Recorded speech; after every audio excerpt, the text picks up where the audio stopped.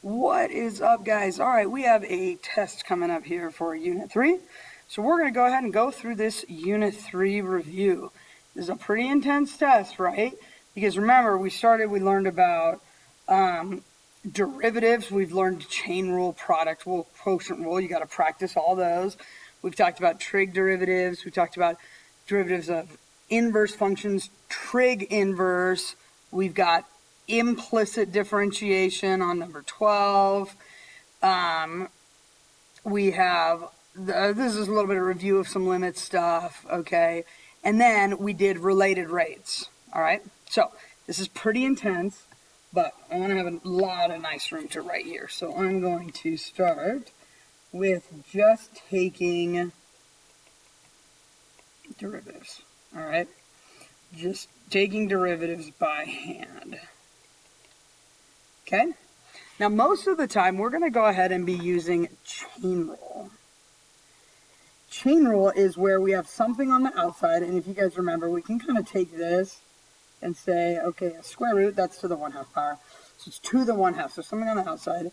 So I bring that down, I go to 1/2 to the negative 1/2, and I leave the inside the same. And then I multiply by the derivative of the inside. And the derivative of the inside is 2x minus 1. That's chain rule. Now, if you're writing the answer out for me, that's it. That's all you got to do, okay? Unless if it's a multiple choice question or if it specifically says on that question that I want you to simplify it. Sometimes it will. It'll say, simplify this or whatever, okay? Here's how I would simplify this. So I have that 1/2. This tells me it's a square root on the bottom, so I might write that as a square root on the bottom. And then that I could just put on the top, 2x minus 1. I could just go ahead and put that on the top. So that is probably how it would look on a multiple choice question right here. Okay? All right, cool. Let's check out this next one. We have x minus 1 to the third. Okay, what rule is this? This one we have a product rule. Product rule, right? Okay, so my product rule is going to be derivative of the first, so derivative of x is 1, times the second, plus the first times derivative of the second. And when I do this, it's a chain rule again, right? So the 3 comes down in front to the 2. And then I do the derivative of the inside. The derivative of x minus 1 is just 1. Okay? So how would I write this? Well, the plus kind of separates them. I would just get rid of some of the 1s and stuff. I would just write this as 3x. I'm going to just move those around. X minus 1 squared. I'd probably write it like that. Okay, so that's a product rule with a chain rule in it. All right. For number 3, we have a chain rule with a product rule in it, except that I could do something a little bit tricky with this actually, okay? All right, don't write this part for a second. I mean, unless you really want to, but don't write this part. Because if I were to leave it like this, remember, and on a free response, you could do this, but it would be 1 over whatever I'm taking the ln of, times the derivative of the inside. And when I did the derivative of the inside, I would need to do a product rule, okay? That's not terrible, you guys. It's not too bad. The product rule will be derivative of the first times the second plus the first and derivative of the second, which would be like 1/3, all that to the negative 2/3 with an x plus 1 in there, and then the chain rule with times 1, okay? It's a little messy. It works. It actually works fine for, especially if you're not simplifying, it works, okay? But I'm going to show you an alternate method that I think you'll like. And the reason I can do this is because this is an ln problem, I can use some ln properties to separate this out, okay? Look, this is multiplied. Do we know that when we have an ln of two things that are multiplied together, we could separate them out and we could do the ln of the first thing plus the ln of the second thing, okay? Now, after that, we can actually even simplify this some more before we do the derivative here. Because do you guys remember that exponents can go in front? So why are we doing all these things? Well, first of all, the reason I split it up is because then I can do the derivative separately and I don't have to do a product rule, and I love that. Okay? Then I can bring this exponent down in front. I could bring this exponent down in front, and I have 2 ln of x, and I have 1/3 ln of x plus 1. I didn't take a derivative just then, I just brought the exponents down in front, that's it. Now I'm going to take a derivative, okay? Now I'm going to say the derivative of ln of x is 1 over x. The derivative of ln of x plus 1 is 1 over x plus 1, and the derivative of the inside. So I have 2 over x, and I have 1 over 3x plus 1. And that is so much simpler than that other crazy thing I got. If you want to rewind and see where all those roots and stuff were, it would simplify to this, okay? So anytime you take the derivative of ln problem, and it can be simplified, I would definitely try to do that first. All right? Okay.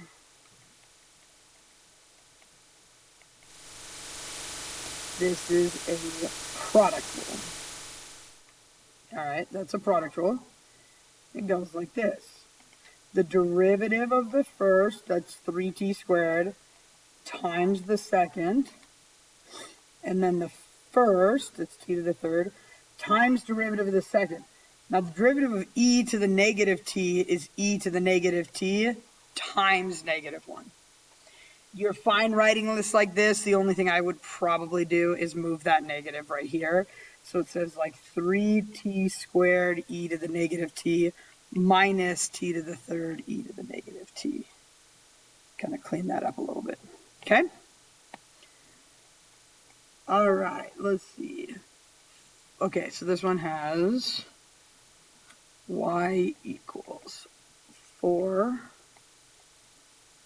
log base 6 x squared plus 1 to the third. All right, you guys, so here's the thing. You know, and some people hear me say this and they're like, that's crazy, that makes no sense. Sometimes what I say is, like, with these type of tests, you're almost not expected to get every single question right, because there's going to be stuff you don't remember. And this is one that I might be like, I don't know if I completely remember how to do the definition of a log, the derivative of a log base. You know, there's so many little teeny tiny things. So I'm going to tell you that this is not the hugest deal right here, but let's see if we can remember how to do it. Little side note right over here, okay? The derivative of ln x is 1 over x. The derivative of log base b of x, or let's say log base a of x, because we're more used to that, I think. Let's see if I can remember this correctly. It's 1 over x, and then I just have to put this extra ln of a on the bottom, I think. Let's look it up and see. Again, this one is so small, it doesn't come up very often. I'm pretty sure that's it, but let's take a look. All right, I just Googled this real quick. Looks like I got it, right? So the derivative of anything that's not base e, so like log a, it's 1 over ln a. Well, it's 1 over x, because we think of this as an ln, 1 over x. Then we just put an ln of a on the bottom, okay? Surprised I remembered that, frankly. All right, so, okay, so let's see if we can do this. All right, so this is going to be a very long chain rule. The first chain I know is going to be this, 12, boom, boom, boom, to the second, right? Times. Okay, so now that stuff's gone. The second chain is going to be this. And the derivative of log base 6 is 1 over whatever I'm taking the log base of, so like 1 over x. And then this extra ln of 6 on the bottom, just because it was like the wrong base than what I'm used to using, which is e. Okay? So that's that part. And then it's like, I got to do the derivative of that. And the derivative of x squared is 2x. I'm like, that's horrible and awful, but I would not simplify that. The only thing I would possibly do is like put that 12 and that 2 together, make it 24. But other than that, you're good. All right? Okay, now 6 and 7, I think these are pretty cool because they look like very, very similar problems, but they actually are not. Let's see, this is going to be f of x is ln x arctan 2x. Okay?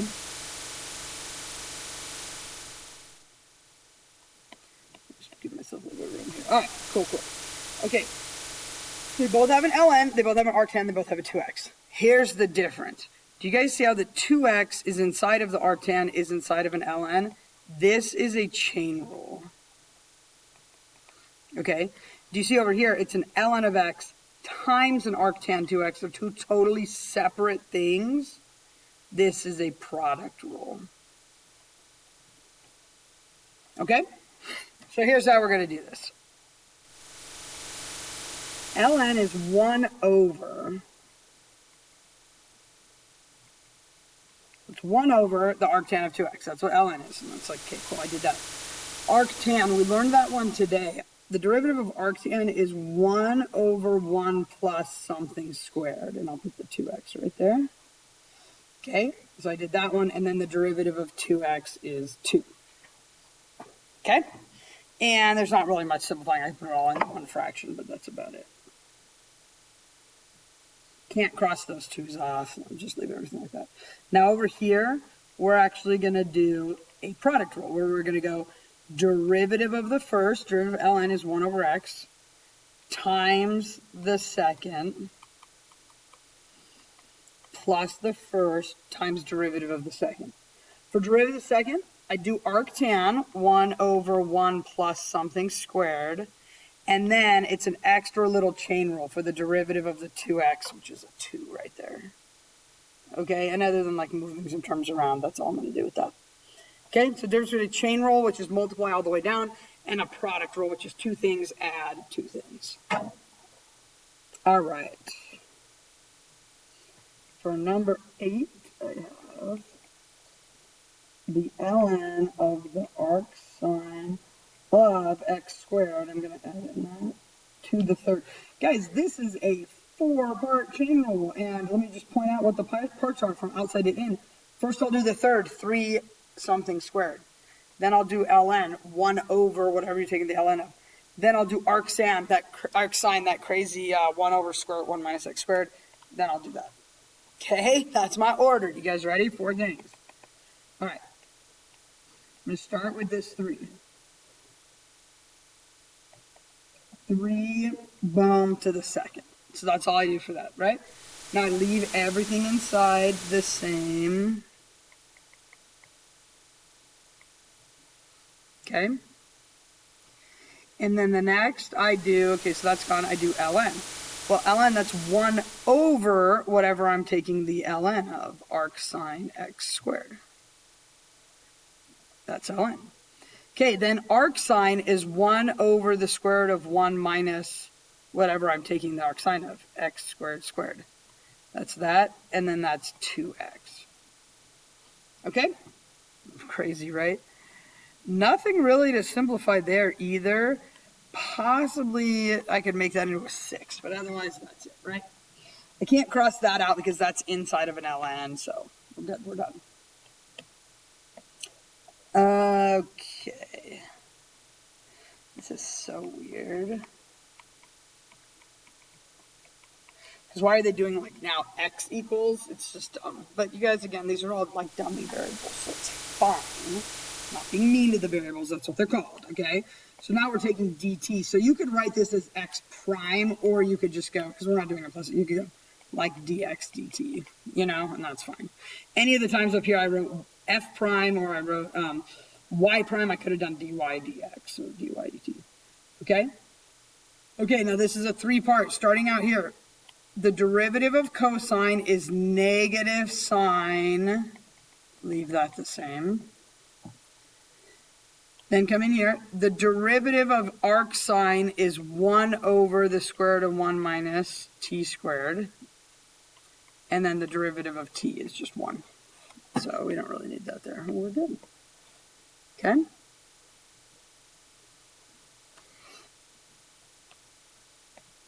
Okay, for number 10, we have arctan of v minus 1. I'm going to put those in extra parentheses squared. Because I think it's the arctan of that whole thing, right? Okay, so let's see how I do this. Arctan is 1 over 1 plus something squared. And the thing that goes into something is like all of this. So that's v minus 1 squared squared. All right. Okay.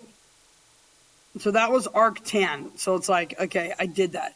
Next, I've got to do the squared. And something to the squared goes, I'll put it over here, 2 v minus 1 to the first. Okay. That's how we do that one. And then the derivative of the inside is just 1. So let me rewrite it because this is messy. 2v minus 1 over 1 plus v minus 1 squared squared. I could put that as to the fourth, I think. That looks all right. All right. Okay.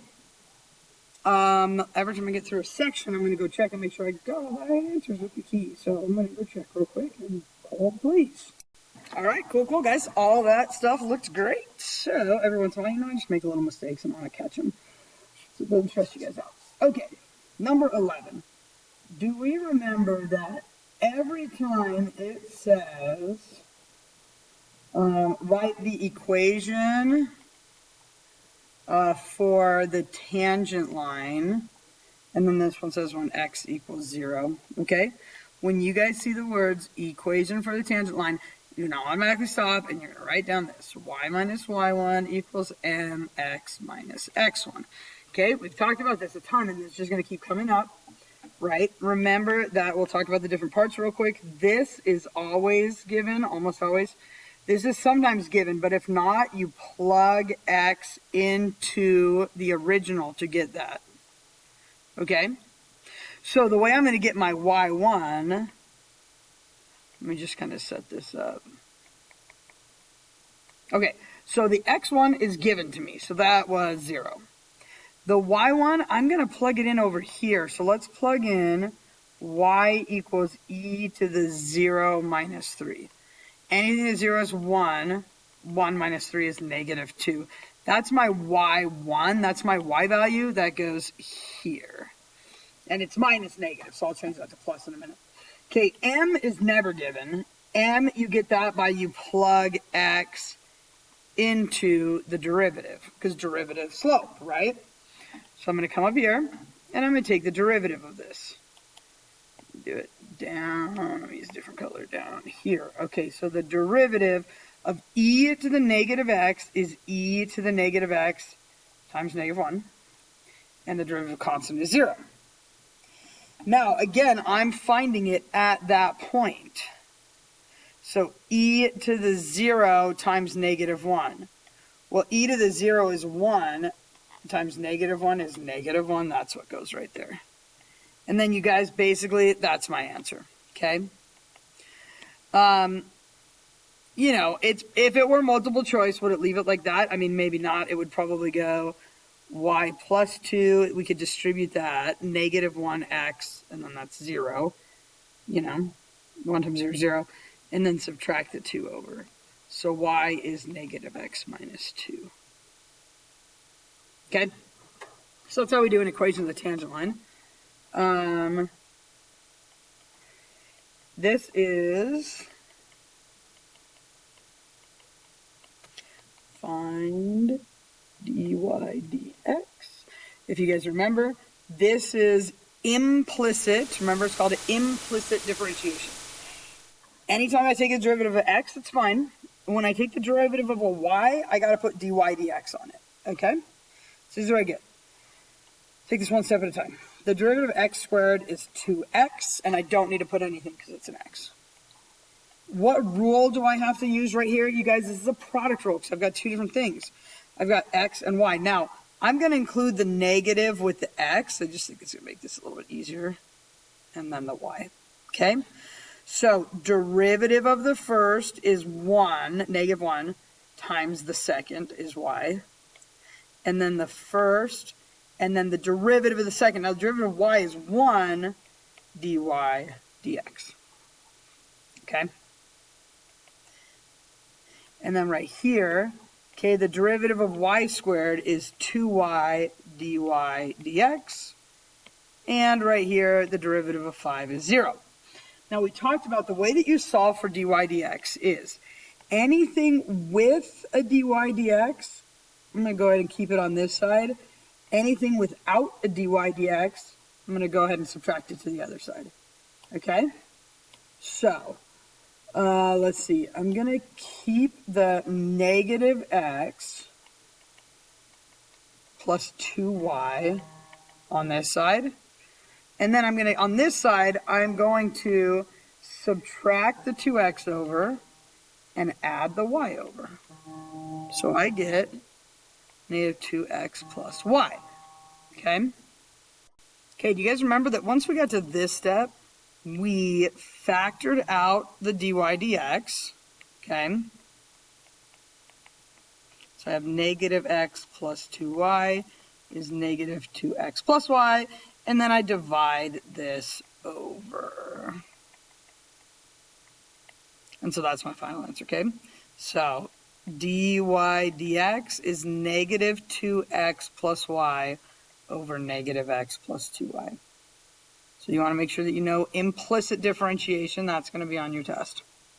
Okay? Okay, let's see what else. Okay, a couple more equation of the tangent line questions. So, equation. Okay, so this information number 13 gives me is x squared plus 2y plus y squared equals 1. And it gives me a 0.1 negative 2 to plug in. Okay?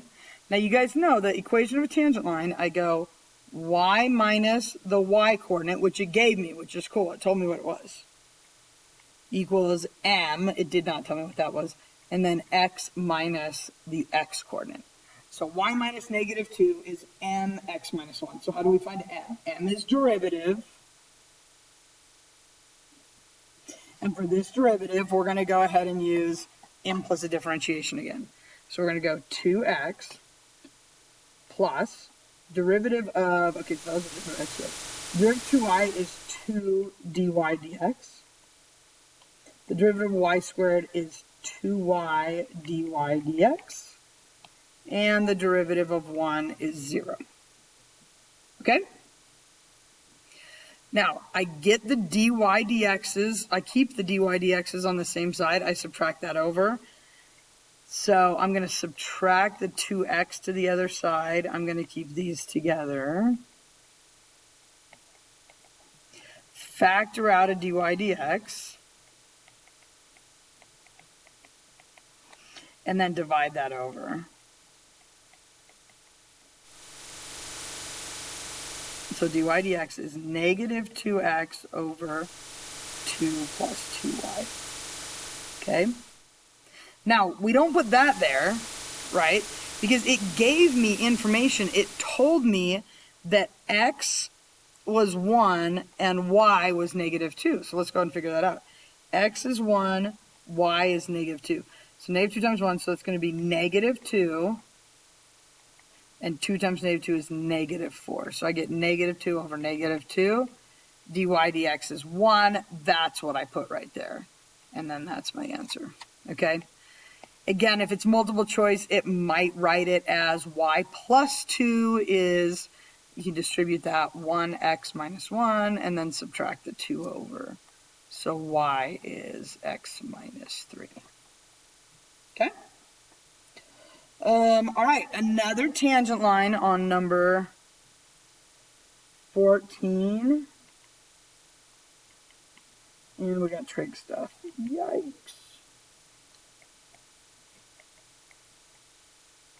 When x equals pi over 4. So this one only gave me the x coordinate, right? So I've got, like for my equation, my line, it's like y minus, I don't know what y1 is, I don't know what m is, and then it's x minus pi over 4. Okay, let me go ahead and find y1 first. I'm going to take 1/4 and just plug it in right here. So it's the square root of the cosine of 0. All right, cosine of 0 is 1. I get that off my trig chart, okay? Cosine 0 is 1. And then the square root of 1 is 1. So that's going to go there. Now we got to take a derivative, and this is a big old chain rule. Okay, so let me do the square root first, okay? The derivative of the square root is 1/2 all of that to the negative 1/2. So that's the square root. Then I go to the next thing inside, cosine. The derivative of cosine is negative sine. And then I go to the inside of that, and the derivative of x minus pi over 4 is 1. This looks really messy, you guys, but I am plugging in pi over 4. Now, when I do that right here, that's just the cosine of 0. And when I do that right here, that's just the sine of 0. Well, I know the cosine of 0 is 1, but I know that the sine of 0 is 0. So you know what that means? This whole thing is just equal to 0. Okay? So that's an okay answer for equation of tangent line. Or you can say, well, y minus 1 equals 0, so y equals 1. All right? All right, nice. Okay, now we're going to go ahead and we're going to look at number 15. Gives us this table, and it asks us to find some information real quick. So let's go ahead and take a look at this table here. Okay, so my x values it's giving me is 1 and 2. And then it's telling me what f prime, oops, g prime. Okay? F prime, G prime. All right.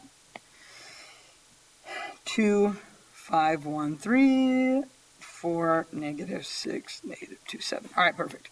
Okay, you guys, there's going to be a bunch of different rules here, all right? The first question, it's asking me, it's saying find the derivative of f of x times g of x at x equals 1. Okay? This is a product rule. So this is kind of just testing if you know the rules. Pretty sure there's a question like this on the test, all right? Okay, product rule. Derivative of the first times the second plus the first derivative of the second. Okay? Now we're plugging this into x equals 1. Let me go ahead and write that. So f prime of 1 times regular g of 1, and then regular f of 1 times g prime of 1. So I get f prime of 1. So I'm looking through here. F prime of 1. So that's 5. Regular g of 1 is 1. Regular f of 1 is 2. And g prime is 3.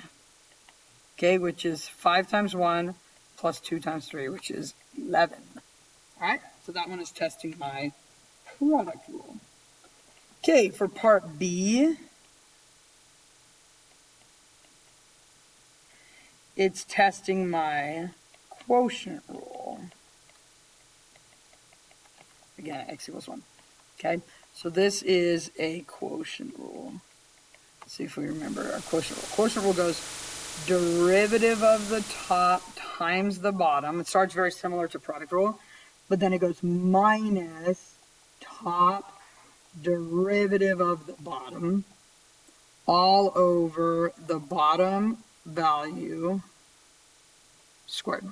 Okay? And I'm finding this at 1. I don't really feel like rewriting everything, you guys, so are you okay if I just put 1? All right? And looking at my chart, okay, f prime of 1 is 5. Regular g of 1 is 1. Regular f of 1 is 2. G prime of 1 is 3. And regular g of 1 is 1 squared. So it's 5 minus 6 over 1. So that just gives me negative 1. Okay, that's my quotient rule. All right. Now my next two questions are chain rule. But one is f of g of x And then the other one is g of f of x. Okay? So, again, it's one thing to see you work out the chain rule and then plug stuff in. And the way chain rule goes is derivative of the outside, keep the inside the same. And then remember, we would go here and we'd go, oh, derivative of the inside. Okay, so it's derivative of the outside, keep the inside the same, derivative of the inside.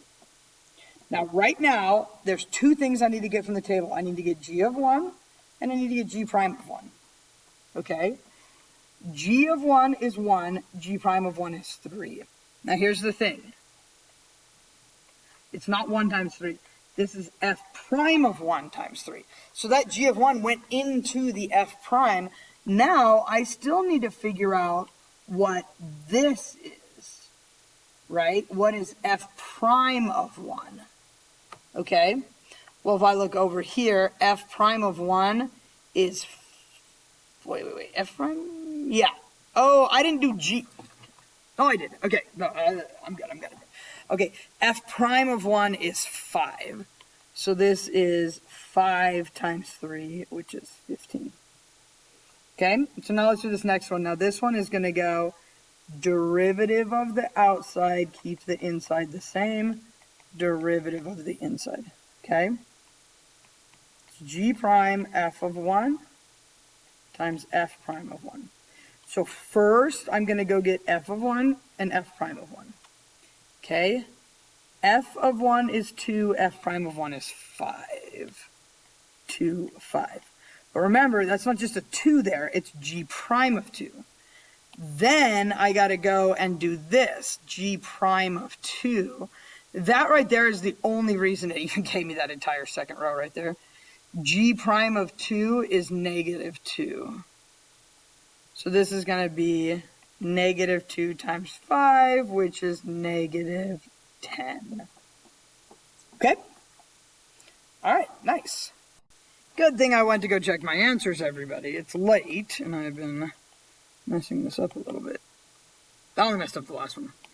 You guys, I said, go find g prime of 2. And I went up here to find g prime of 2, and I didn't get g prime of 2. I got g of 2. G prime of 2 is 7. My bad. If you caught that, you're amazing. Great job. Okay, so g prime of 2 is actually 7. 7 times 5 is 35. All right? Aces. Okay, great. Let's take a look at some limits. Now, you guys, these are all, we're going a little bit back to previous chapters, but that's actually what I really like about this curriculum that we're using. Every test has stuff from the previous chapter, and that's going to really help with, the spiral knowledge and stuff, so by the end you're not like, wait, what did we study in August? And you can't remember back, So let's do these 3 limits real quick, see if y'all remember this. This is an infinite limit.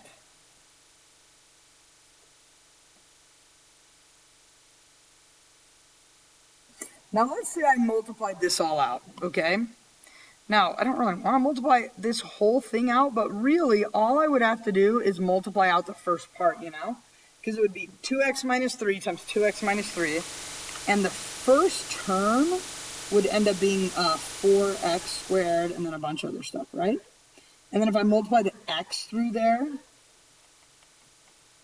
it would be 4x to the third and a bunch of other stuff, right? And now when I look at this and I can compare it, because you only have to compare the biggest parts, right? It goes like this. If the degree of the top and the degree of the bottom is the same as an infinite limit as it goes to infinity, I use the coefficients. So that one, my answer is 4.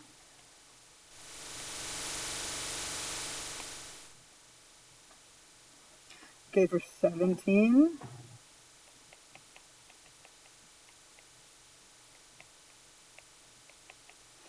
Okay, for this one, if I multiply it out, I can actually just go ahead and multiply this out. This one's not that hard to multiply out. If I distribute that, I get 2x squared minus 3x. I get x to the third plus 10. And you guys remember that if the degree of the bottom is bigger than the degree of the top, it means that the bottom has more infinities than the top, and it goes to 0. All right. Let's go ahead and take a look at this last limits question. Okay, so we have the limit as x approaches 1.